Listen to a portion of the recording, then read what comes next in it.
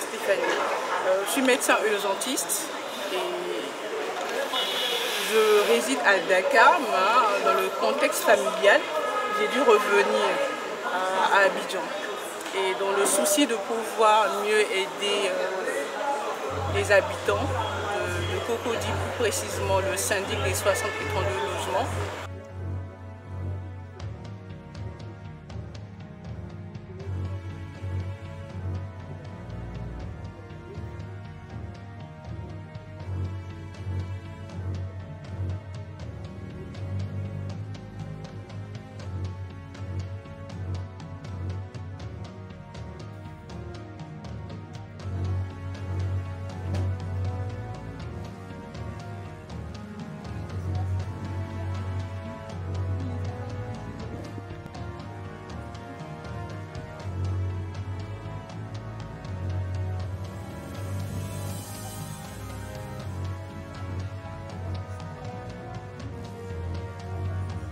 où je suis issue, nous avons organisé une réunion ce dimanche 9 novembre 2025 aux environs de 13 h. L'ordre du jour a été d'abord la présentation des membres du syndic et du comité de crise, les informations relatives aux anciennes et aux précédentes réunions dues à la création d'un projet de création d'un tunnel.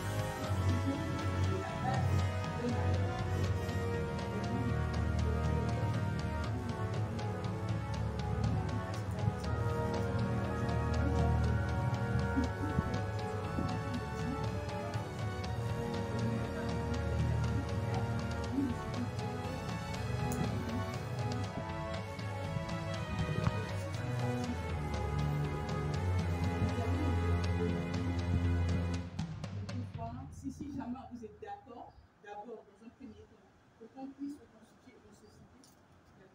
une société, c'était suite à une circulaire qui a été faite avec le préfet qui faisait mention d'un impact qui devait avoir lieu, impact sur le développement et l'environnement au niveau de Cocody. Nous avons ouï dire il était question d'une création d'un projet de tunnel qui s'étendrait de l'entrée, pour ne pas dire à la sortie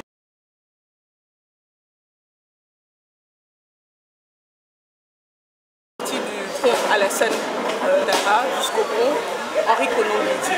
Et cette sortie et cette création de tunnel-là allait impacter les différentes populations de part et d'autre de la voie centrale de Cocody.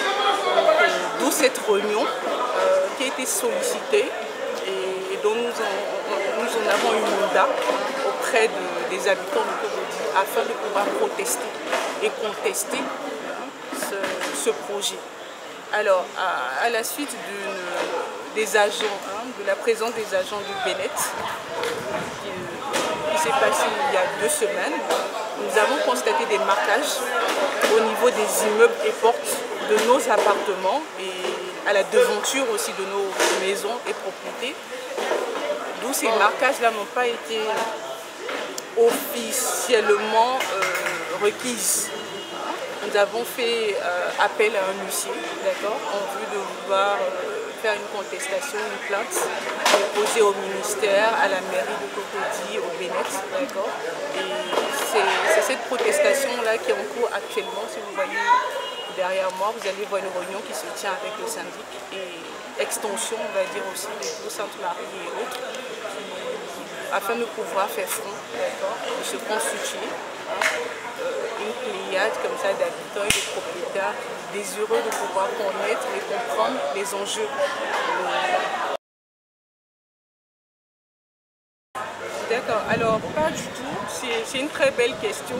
Dans le plan de l'État, et heureusement nous avons un professeur, je ne vais pas citer le nom parce que mon équipe est très discrète, qui nous a fait un peu l'historique de la constitution des maisons et du don, on va dire, de feu notre ancien président Félix Houphouët-Boigny, qui part en fait de professeurs, d'accord, de professeurs de plusieurs ordres, histoire, géographie ou même scientifique, auxquels il y avait juste des bons, d'accord, pour vous dire qu'ils ne louaient même pas. Mais l'État ivoirien avait décidé comme ça de, si vous voulez, gratifier ces anciens professeurs, voilà, d'un habitat, un logement pour leur famille. Donc c'est dans ce cadre-là et dans ce souci en fait de pouvoir avantager ces habitants et ces populations que l'État ivoirien l'a fait. Même malheureusement, avec ce nouveau gouvernement que nous avons, on se rend compte que c'est une expropriation, voilà, de terrain et de propriété aussi, d'où notre combat, parce que dans le plan directeur de feu, notre ancien président, il n'y avait pas eu mention. Donc quelconque projet de tunnel, faisant foi avec un impact réel sur les populations avoisinantes. Donc pour vous dire que c'est tout Cocody qui sera impacté malheureusement. On a besoin de ça, les journalistes, et puis il faut qu'on s'entende. De quoi nous avons parlé, la raison pour laquelle nous sommes tous là. Je m'appelle René Toulé, je suis le président civil de l'ASCER Afrique. Nous avons convoqué le président central, nous avons convoqué de venir pour qu'on parle de quoi il s'agit exactement. Quand on parle de tunnel, moi je suis étonné. Tunnel, là, je ne sais pas comment. Essayez de connaître quand on dit tunnel. Mais pourquoi choisir Cocody? Pourquoi il choisit Cocody? C'est pas forcément Cocody. On peut faire tunnel tout partout. Et puis, ça m'étonne que tunnel là. Qu'est-ce que c'est? Moi je pose la question, qu'est-ce que c'est tunnel? En Afrique ici, on fait tunnel. C'est pour casser les maisons des gens. Et combien ils vont payer ceux qui vont casser les maisons là? Ils vont payer combien? Alors vraiment tunnel là, je ne sais pas. Il faut qu'ils réfléchissent. L'État doit réfléchir pour faire tunnel là. On a besoin de grandes routes, des 2 voies, 3 voies, pour faciliter les voitures. Mais tunnel là dans le trou, il a eu la possibilité de faire le trou pour passer le tunnel. Vraiment, vous m'excusez quoi. Je m'excuse beaucoup pour parler du tunnel. Tunnel là, j'ai envie de me retourner encore aux États-Unis. Alors c'est de loin, c'est tout. Alors en plus, on voudrait comprendre un peu. Est-ce que vous avez été approché pour ce projet? Qu'est-ce qu'on vous a dit? Ce projet, on a été à la mairie, il y a des mecs qui est venu, ils sont passés chez moi dans la maison. Mais moi personnellement, je ne suis pas d'accord. Et ma voix n'est rien. Je ne suis pas d'accord. Je ne suis pas d'accord parce que quand on parle de tunnel, là, ça m'étonne. J'ai passé 25 ans dans le tunnel. On ne met pas de tunnel en Afrique. Comment? Est-ce qu'ils ont les...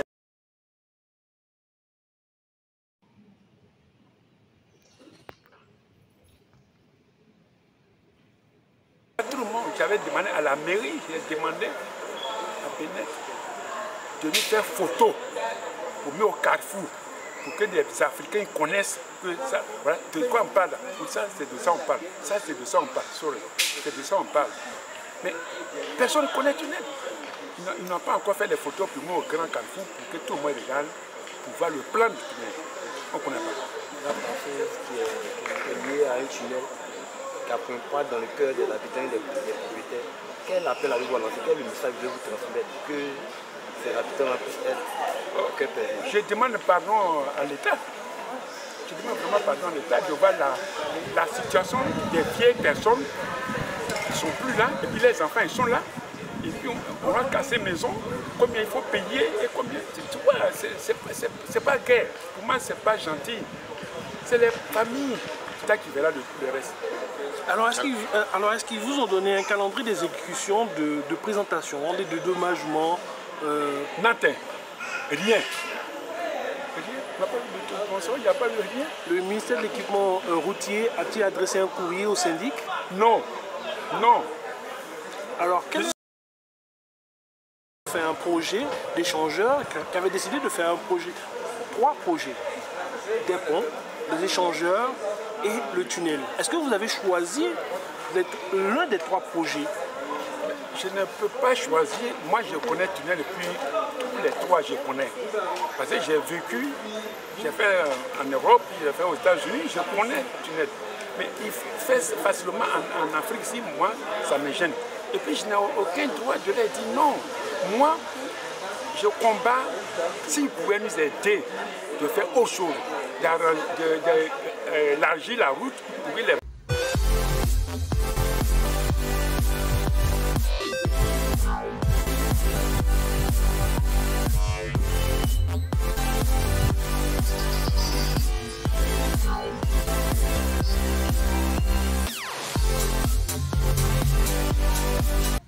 passe vite. Maintenant, il y a trop de voitures en Côte d'Ivoire. Depuis 63, il n'y avait pas assez de voitures. Maintenant, là, tout le monde a une voiture. Alors, donc, vous proposez que l'État de Côte d'Ivoire puisse enlever le terre-plein avec les arbres, c'est ça? Je ne propose pas ça. Non, I'm sorry. Je ne propose pas ça. Parce que c'est eux. Ils ont la possibilité. Mais ils reconnaissent très bien les syndics en 2019. S'ils pouvaient écouter les syndics, et s'ils vous a demandé, ne pas demander aux syndics, les syndics au courant de rien. Alors, c'est combien de maisons qui sont concernées par ce travail? Combien de maisons qui seront détruites? Mais quand on prend le pont Ado pour venir à l'université, il faut boire. Il y a Saint-Jean, il y a la police, c'est allié. Je ne peux pas vous dire exactement combien de maisons, mais ils savent combien de maisons. Et combien de fois, la manière pour qu'ils bénéficient, les gens qui vont casser les maisons, là, comment ils vont bénéficier, c'est là le plus important. Comment ils seront de manger, c'est ça qui est plus important. Non, rien. Rien. Personne, tu vas demander aux propriétaires, ils ne vont pas te dire que on m'a promis ça, Non, on a vu des quartiers qui ont été cassés. C'est les exemples, ça. Moi, je demande pardon à l'État, c'est les exemples. Merci.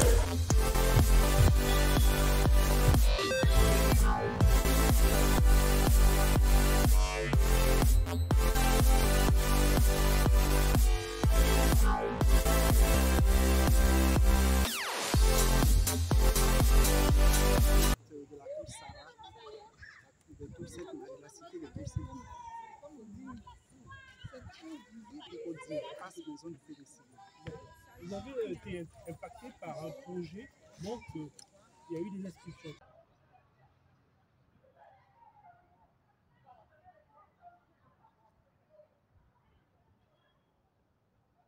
Pouvez-vous nous expliquer comment ça s'est fait? Le jeudi 23 octobre, excusez-moi, 2 jours avant l'élection présidentielle, 2 agents habillés en brassard du Bénet sont venus, portant des brassages du Bénet, sont venus ici dire qu'ils sont venus mener une enquête à propos d'un projet de construction d'un tunnel.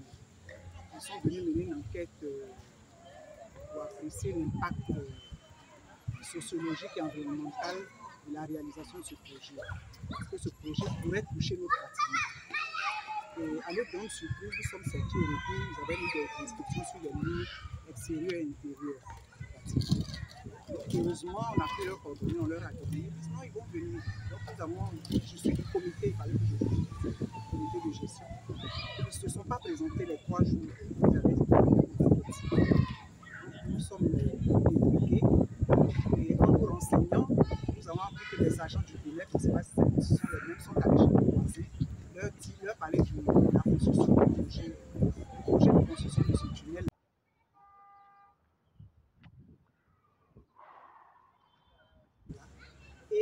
leur auraient dit que leurs immeubles seraient détruits, démolis. Donc, devant inquiets, nous avons cherché à trouver une solution. C'est dans ce sens-là que nous sommes réunis aujourd'hui.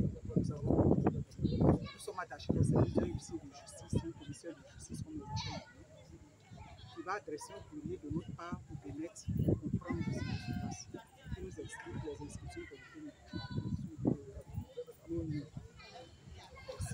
D'accord. Alors, votre syndic a été approché par le ministère de l'équipement routier par un courrier? Aucun courrier, aucune information nous a été donnée. La seule information, c'est la visite de ces deux agents qui marquent nos lieux. La mairie ne nous a jamais compris, officiellement. D'accord. Alors, quel est le message que vous avez à lancer à l'endroit du ministre de l'équipement routier et de ce projet qui est en train de se réaliser avec le Bénet? Bien, c'est l'État. L'État est libre de réaliser les projets publics, mais l'État aussi a l'obligation de respecter les droits des citoyens. Nous sommes propriétaires de nos appartements. Il y a des locataires, c'est vrai qu'ils ne sont pas propriétaires, mais ils ont des intérêts à payer ici. Il aurait été convenable, si c'est vraiment vrai, un projet, que chacun soit approché, que nous nous rencontrions plutôt pour en parler, pour en discuter, qu'on s'adresse vraiment à nous de manière légale, dans le respect des règles administratives.